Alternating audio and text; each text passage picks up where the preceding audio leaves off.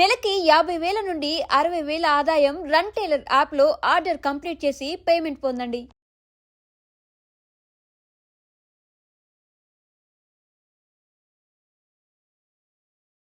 Hello guys, welcome to iDream media. నేను ప్రియదర్శన్. నాతో పాటు ఇప్పుడు శివబాలాజీ గారు ఉన్నారు. కుమార్ దేవశాస్త్రిగా మనకి కన్నప్పలో కనిపించబోతున్నారనమాట. మాట్లాడదాం. హై సార్, ఎలా ఉన్నారు? హలో, బాగున్నాను, thank you. So first of all, Kumar Devshastri కొంచెం చాలా ఒక సేజ్ క్యారెక్టర్, ఒక వైజ్ క్యారెక్టర్ లైక్ అలాంటి కనిపిస్తుంది కదా సార్. ఋషి క్యారెక్టర్ ప్లే చేస్తున్నట్టు కనిపిస్తుంది. మీరు ఏం రివీల్ చేయలేదు కానీ ఏంటి సార్, ఏంటి దాని గురించి ఏమైనా చెప్పొచ్చా? యా, మహాదేవ శాస్త్రి అనేది మోహన్ బాబు సారు చేసే రోల్ అది, which is very powerful in Kannappa. ఆయన కొడుకు నేను కుమారదేవ స్వామి చేస్తున్నాను. కుమారదేవ శాస్త్రిగా నేను చేస్తున్నాను. So that is about the character. But ఎంత ఇంపార్టెన్స్ అనే నెక్స్ట్ క్వశ్చన్ మీరు అడుగుతారు, ఎంత ఇంపార్టెన్స్ ఉంది దానికంటే ఇక్కడ ఈ ఈ మూవీలో I'm one of the character చేయడంలో I'm happy, where it was blessed to be in the team. అంటే ఇప్పుడు ఇది ఏమన్నా రియల్ క్యారెక్టర్ సార్, ఒక ఫిక్షనల్ ఏమైనా యాడ్ చేశారని అనిపిస్తుంది? అంటే కన్నప్ప స్టోరీలో, చరిత్రలో చూసుకుంటే ఇది ఉంది అని ఏమైనా ప్రాముఖ్యత ఉంది అని ఏమన్నా? డెఫినెట్గా ఉంటుంది, ఎందుకంటే వాయులింగంని కాపాడడానికి ఒక ఋషి ఉండారని మాత్రం ఉండింది. అది దేర్ ద స్టోరీ కమ్స్ అక్కడ అంతా, అదంతా పురాణంలో రాసింది అవి. సో వాళ్ళ ఫ్యామిలీ వచ్చేసి ఇవాల్వ్ అవ్వాలంటే వాళ్ళ కొడుకు ఉండాలి కదా. సో అలా డెఫినెట్గా ఉంటుందనే నమ్ముతున్నాం అంతే. ఓకే. సో మీకు అంటే నార్మల్గా మీరు క్యారెక్టర్ వచ్చినప్పుడు ఎలా చూసుకుంటారు సార్? ఇప్పుడు కన్నప్ప అంటే మనకి కన్నప్ప స్టోరీ మెయిన్. ఆ కన్నప్ప జీవిత చరిత్రలో మీ ఇన్ఫ్లుయెన్స్ ఎంత ఉంది అని చూసుకుంటారా, లేదు వేరే వేరే ఏమన్నా చూస్తారా, వేరే పారామీటర్స్ ఏమన్నా ఒక స్టోరీ మీ దగ్గరకు వచ్చినప్పుడు? లేదు, టోటల్ అంటే కన్నప్పని పక్కన పెట్టండి. జనరల్గా నేను ఒక కథను వచ్చిందంటే హోల్ స్టోరీ చూస్తాను, దాంట్లో నా క్యారెక్టర్ ఇంపార్టెన్స్ ఇవన్నీ చూస్తాను నేను. బట్ కన్నప్ప ఇస్ సంథింగ్ అందరికీ అంత ఈజీగా వచ్చే సబ్జెక్ట్ కాదు అది, బికాజ్ నెక్స్ట్ 100 yearsకి ఈ మూవీ మళ్ళీ రాదు. టోటల్గా మళ్ళీ జనరేషన్ మారి ఇంకా ఎవరన్నా చేస్తే తప్ప దీన్ని రీప్లేస్ చేయలేం.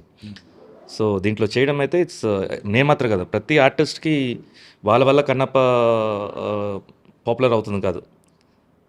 కన్నప్పలో they are one of the supporters అని చెప్పుకోవచ్చు. సో అందరు యాక్టర్స్ కూడా. అండ్ విష్ణు ఈ ప్రాజెక్ట్ వచ్చేసి తను ప్రొడక్షన్ చేస్తూ చేయడం అనేది పెద్ద టాస్క్ అది. So everybody he's done a wonderful job and Kannappa is mind blowing film. Being a treasurer in మీరు కూడా ఏమన్నా సరదాగా ప్రొడక్షన్లో ఎలా ఉంటుందో ఏంటని ఒక ఓవర్లుక్ ఏమైనా చేశారు సార్? ఈ కన్నప్ప ప్రొడక్షన్లో ఎంత బడ్జెట్ అవుతుంది ఏంటని? అంటే ఇట్స్ హెవీ బడ్జెట్, డెఫినెట్గా 3 digit numbers. నేను బేసిక్గా ప్రొడ్యూస్ చేసినాను కాబట్టి I know the value of production. So it's not that easy, అంత ఈజీగా చేయడం. అండ్ ఇది బేసిక్గా మంచి ఫ్యామిలీ కాబట్టే కుదిరింది. ఇంకా బయట వాళ్ళైతే డెఫినెట్గా ఇంత పెయిన్, అంటే ఇంతమందిని కలపడం అనేది అంత ఈజీ కాదు. సార్ మీరు ఏమైనా ఫస్ట్ కాపీ ఏమైనా చూడడం జరిగింది సార్? చూసారు. సో ఏదైనా ఒక పర్టికులర్ పోర్షన్ చెప్పండి సార్. ఈ పర్టికులర్ పోర్షన్లో మీరు కుదురుగా కూర్చోలేరు అని ఏదైనా ఒక పర్టికులర్ అది మీకు అదేలాగా ఫస్ట్ హాఫ్లోను సెకండ్ హాఫ్లోను ఒక మెస్మరైజింగ్ అండ్ గూస్ బంప్స్ అయితే ఉంటుంది. అండ్ మీకు నాలెడ్జ్ కూడా అంటే తెలియని సబ్జెక్ట్, అంటే కన్నప్పనే ఇప్పుడు బేసిక్గా తెలియదు, మీకు తెలియదు కదా కన్నప్ప గురించి. సో కన్నప్పనే ఒక కొత్త సబ్జెక్ట్ కాబట్టి మీరు లెర్న్ చేస్తుంటారు. నాకు కన్నప్ప మహాభారతం అని తెలుసు కాబట్టి నాకే వచ్చేసి ఒక మెస్మరైజింగ్ ఒక ఒక ఎపిసోడ్ జరిగింది. అది నాకు నాలెడ్జ్, ఈ మూవీ నాకు నాలెడ్జ్ ఇచ్చింది. సో దాని గురించి నేను వెతకడం స్టార్ట్ చేశాను నేను. సో ఇలా ఇప్పుడు మీరు కన్నప్ప చూసిన తర్వాత మీరు డెఫినెట్గా మీరు సర్చ్ చేస్తారు, ఈ క్యారెక్టర్స్ ఏంటి, ఆ క్యారెక్టర్స్ ఏంటి, మీరు డెఫినెట్గా అది ఆ నాలెడ్జ్ అయితే ఇస్తుంది ఈ మూవీ. అంటే మీరు మీకు 20+ years ఆఫ్ ఎక్స్పీరియన్స్ ఉంది, పెద్ద పెద్ద స్టార్స్తో కూడా యాక్ట్ చేశారు. బట్ స్టిల్ కూడా ఏమన్నా మోహన్ బాబు గారు డైలాగ్ కింగ్ కాబట్టి ఎక్కడైనా కొంచెం ఛాలెంజింగ్ అనిపించిందా ఆయన పక్కన ఆయన మ్యాచ్ చేయడానికి? డెఫినెట్గా ఉంటుంది. ఎలా ఉంటుందంటే ఇప్పుడు మనం స్క్రీన్ ప్రెసెన్స్ అంటారు. ఇప్పుడు సెంటర్ క్యారెక్టర్ పక్కన నుంచి అంటే రైట్ అండ్ లెఫ్ట్ మనం నుంచినప్పుడు బ్యాలెన్స్డ్గా నుంచోవాలి. అండ్ ఇంకోటి ఫ్రంట్ ఆర్టిస్ట్ వచ్చేసి ఆ నడిచే విధానం, స్పీడ్గా వెళ్ళటం, స్లో చేసుకోవటం, ఇవంతా వచ్చేసి ఆ డిస్టెన్స్ కరెక్ట్గా మనం మ్యాచ్ చేసుకుంటూ వెళ్ళాలన్నమాట. ఇట్స్ లైక్ కరెక్ట్గా ఒక కార్ వచ్చేసి ఒక ట్రాలీని తీసుకుని వెళ్ళినట్టు. సో వెన్ ఇది వెళ్ళేటప్పుడు మీరు ఓవర్ వెళ్తే ఏమవుద్ది, ఆ జర్క్ వచ్చేస్తుంది అక్కడ. సో ఆ డిస్టర్బెన్స్ వచ్చేస్తుంది, మళ్ళీ 1 more take అవుద్ది. మళ్ళీ మాట్లాడేటప్పుడు వాళ్ళ డైలాగ్ తెలియకుండా మనం ఓవర్లాప్ చేసామంటే అది అవుతుంది. సో ఇవన్నీ వచ్చేసి బై ఎక్స్పీరియన్స్ వస్తుంది. బట్ ఇంత వచ్చినా కూడా ఒక లెజెండరీ యాక్టర్ తోటి మనం యాక్ట్ చేసేటప్పుడు ఒక చిన్న ఒకటి ఉంటుంది, అంటే మనం తప్పు చేయకూడదు అని ఓవర్ థింకింగ్ చేసి తప్పు చేస్తాం. సో బట్ నాకైతే ఏం జరగలేదు. రిహర్సల్స్ టేక్ అయిపోయాయి, రిహర్సల్స్ చేయలేము, రిహర్సల్స్ చేయకుండా టేక్ చేయలే వాళ్ళం మేము. సో అంత బాగా జరిగింది. సో అంటే బేసికల్లీ ఇప్పుడు దీని బజ్ గురించి మాట్లాడుకుంటే రకరకాల ఇంపాక్ట్స్ పడ్డాయి ఈ సినిమా మీద. బజ్ చాలా క్రియేట్ అయింది. బట్ బజ్ గురించి మేము అడగట్లేదు కానీ ఇన్‌ఫ్లూయెన్స్ ఎలా ఉండబోతుంది? దీని ఇన్‌ఫ్లూయెన్స్ ఫిల్మ్ మేకింగ్ వైస్ అంటే టెక్నికల్‌గా ఎలా ఉండబోతుంది? ఒక కథ ప్రకారం ఎలా ఉండబోతుంది సినిమా ఇండస్ట్రీ మీద? ఎవరికి చెప్పలేదు, ఇప్పుడు మీకు చెప్తాను ఇది. ఒక రాయిని బయట నుంచి ఒక రాయిని కొట్టి కొట్టి కొట్టి శిల్పంగా తయారు చేయడం ఎంత నొప్పి నాకు రాయికే తెలుసు. అదేలాగా కన్నప్ప సినిమాని కూడా స్టార్టింగ్ ఎలా చేశారు, ఏం చేశారు మనం అందరూ చూసాం. అసలు దాని నుంచి ఒక శిల్పంగా మారి ఇప్పుడు మనం కళ్ళ ముందు అందరూ వచ్చి ఓన్ మెచ్చుకునేలాగా ఉంది అది. అది రావడం అంత ఈజీ కాదు కదా. So it's all great. టైంకే నేను వెళ్తాను ఇవన్నీ. సో ఇట్స్ రియలీ చాలామంది ఈ హైప్ క్రియేట్ చేసి ఫ్యూ డేస్లో ఇంత హైప్ క్రియేట్ చేసి ఇవాళ మన టికెట్స్ ఓపెన్ చేసిన వెంటనే ఆన్లైన్లో హౌస్ఫుల్ అవడం అండ్ ట్రెండింగ్లో వెళ్ళటం అంతా వచ్చేసి ఎప్పుడు విష్ణు చెప్తుంటాడు శివుడు ఆద్యం వల్ల ఇది జరిగింది అని చెప్పి ఆయనే చూసుకుంటాడని చెప్పి. అలాగే చూస్తుంటే నమ్ముతా మన వైబ్స్, మన పాజిటివ్ వైబ్స్ ఒక్కసారి మారితే అంటే స్టార్టింగ్ నుంచి చిన్న చూపు చూసిన వాళ్ళందరూ కూడా తిరిగి దాన్ని ఇప్పుడు వాళ్ళు మంచి వైబ్స్ ఇస్తున్నారంటే టోటల్గా మనందరూ ఒక పాజిటివ్ ఆరాలో ఉండబోతున్నామని అనిపిస్తుంది. సో 27th ఆ డే వస్తుంది మనం అందరూ పాజిటివ్గా ఫీల్ అవ్వడానికి. బికాస్ మేము కూడా విట్నెస్ చేసాం. ఖచ్చితంగా అదంతా చాలా పాజిటివిటీ, నెగిటివిటీ అంతా కాస్త పాజిటివిటీగా మారిపోయింది ఇప్పుడు ట్రైలర్ రిలీజ్ అయ్యే టైంకి, శివ సాంగ్ వచ్చేసరికి. బట్ ట్రోల్ ఛానల్స్ మీద మీరు యాక్షన్ తీసుకున్నారు. ఒక మంచి థింగ్ ఏంటంటే ఎవరినైతే ఆన్లైన్ హెరాస్మెంట్స్ జరుగుతున్నాయో వాళ్ళ మీద మంచి యాక్షన్ తీసుకున్నారు. సో దీనివల్ల ఏమన్నా మీ మీద ఏమన్నా కొంచెం ఇంపాక్ట్ పడడం అలాంటిది ఏమన్నా ఉందా సార్? అండ్ ఫ్యూచర్లో వీళ్ళని ఎలా ఇలాంటివి మళ్ళీ రిపీట్ అవ్వకుండా ఏం చేయబోతున్నారు? యాక్షన్ తీయడం అయితే జరిగింది. అందుకని వాళ్ళ లైఫ్లో లేకపోతే వాళ్ళని టోటల్గా డిస్టర్బ్ చేయడం అది చేయలేదు. మేము చేసిందంటే వార్న్ చేసాము, కొంతమంది హోల్డ్ చేసాము, కొంతమంది వచ్చేసి బట్ నేనేం చెప్తారు టోటల్గా వచ్చేసి ఛానల్ని సమ్ వర్డ్ యూస్ చేస్తే ఛానల్ని తీస్తాం, టర్మినేట్ చేస్తాం. ఛానల్ టర్మినేట్ చేయడం జరిగింది. అంటే వాళ్ళ హిస్టరీ అలా ఉంది కాబట్టి అది చేయడం జరిగింది. కొంతమందికి మళ్ళీ తిరిగి ఇచ్చి వాళ్ళు ఇలాంటివి చేయొద్దు అని చెప్పి అంటే ఎవ్రీబడి ఈజ్ యంగ్స్టర్స్ ఇప్పుడు దాంట్లో అది ఆపరేట్ చేసే వాళ్ళందరూ. It's also for them it is revenue జనరేషనే.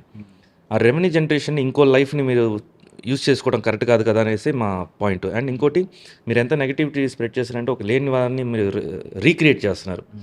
So మీ కింద ఫాలో అవుతున్నారు వాళ్ళు, మీరు చెప్తున్నారు కాబట్టి వాళ్ళు అది కరెక్ట్ అనుకుంటున్నారు. సో ఈ రాంగ్ సెంటెన్స్ ఎందుకు మీరు పంపిస్తున్నారు అనేది ఆ ఫైట్ అప్పుడు ఉండింది. ఇప్పుడు చాలా వరకు మొత్తం కంట్రోల్ అయిపోయింది. అది it's good that people understood. Next ఇలాంటి జరిగినప్పుడంతా డెఫినెట్గా మేము బౌన్స్ బ్యాక్ అవుతాం. సో మీ లైఫ్లో ఓవర్ ద 8 years నుంచి చూసుకుంటే చాలా సంచలనాలు జరిగిపోయింది. మా ఎలక్షన్స్కి వచ్చిన బజ్ అసలు ఇంతకాలం ఎప్పుడూ రాలేదు.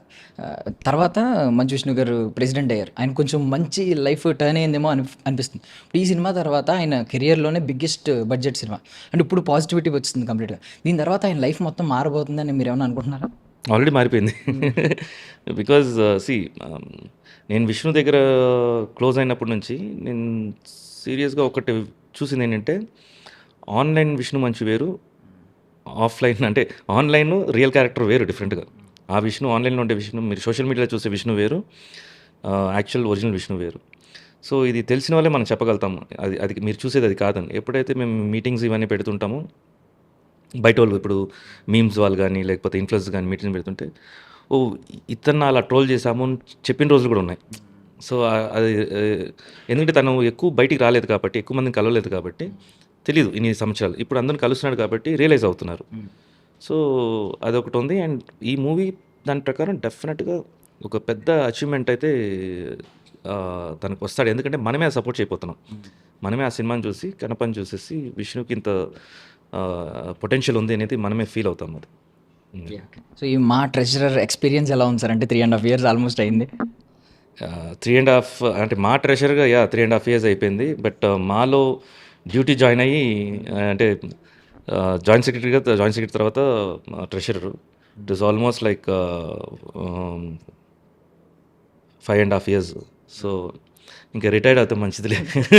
నెక్స్ట్ టర్మ్ ప్లాన్ ఒకటి ఉంటుంది కదా సార్, ఇది ఫుల్ఫిల్ చేసి ఒక మంచి ప్రామిసింగ్గా నెక్స్ట్ టర్మ్ దిగాలి అని చెప్పి మీకు ఏమన్నా ఉందా సార్ మైండ్లో? లేదు, నెక్స్ట్ ప్రామిసింగ్ నేను ఇప్పుడు ఆల్రెడీ అడ్మినిస్ట్రేషన్ అయితే మనం అంతా స్ట్రాంగ్ చేస్తాము. మెంబర్షిప్ అంతా చాలా స్క్రూటనీస్ అంతా టైట్ చేస్తాము, అంతా అయిపోయింది. ఫండ్ ప్రాసెస్ కూడా ఒక ఐడియా ఉంది కానీ బట్ అది ఎంతవరకు వర్కౌట్ అవుతుందని తెలియదు. అది చూడాలి. ప్రపోజల్ పెట్టినాను, అది ఎంతవరకు వర్కౌట్, ఎందుకంటే ఇట్స్ టీమ్ కదా, మేము కమిటీ అంతా ఒప్పుకోవాలి.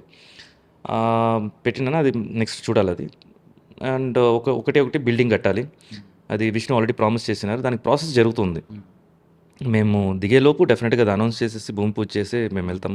ఇచ్చిన వర్డ్ అయితే మేము ఇచ్చేసి నెక్స్ట్ అనేది ఇంకా రియల్గా వచ్చేసి సర్వ్ చేయడానికి వస్తున్నారంటే they are all welcome. So ఇలాంటి ఫినాన్సెస్ చూస్తున్నప్పుడు తెలియకుండానే ఏదో ఒక ఎవడో ఒకటి రాయేద్దామని చూస్తూ ఉంటాడు. బట్ మీరు చాలా ట్రాన్స్పరెంట్గా ఉంటారు బేసికలీ. ఎలా మెయింటైన్ చేస్తారు ఆ ట్రాన్స్పరెన్సీ చూపించడానికి? ఏది హైడ్ చేయను కాబట్టి. ఎందుకంటే ఒక అబద్ధం చెప్పాలంటే అబద్ధానికి అబద్ధం చెప్పుకుంటూనే వెళ్ళాలి. సో బేసిక్ లెవెల్లోనే ఇది ప్రాబ్లము, ఇది మాకు ఇలా ఉంది. ఎందుకంటే ఇది వాంటెడ్గా చేయట్లేదు కదా. ఇప్పుడు మా అసోసియేషన్ అంటే ఇట్స్ సొసైటీ అనేది నాది కాదు, మొత్తం మెంబర్స్ అందరూ కలిపేది. సో అది దృష్టిలో పెట్టుకొని మనం ఏం చేసినా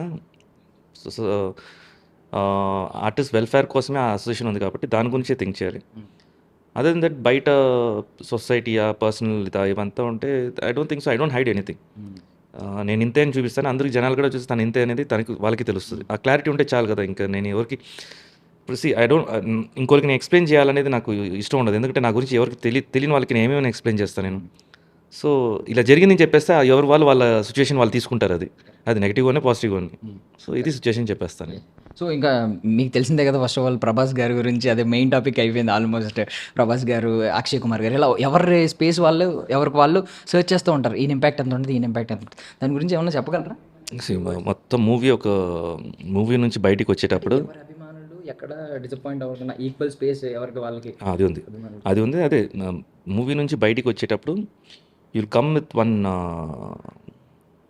మైండ్, ఒక థింకింగ్ ప్రాసెస్లో బయటకు వస్తారు. హ్యాపీగా చొక్కాలు చించుకుంటూ రారు.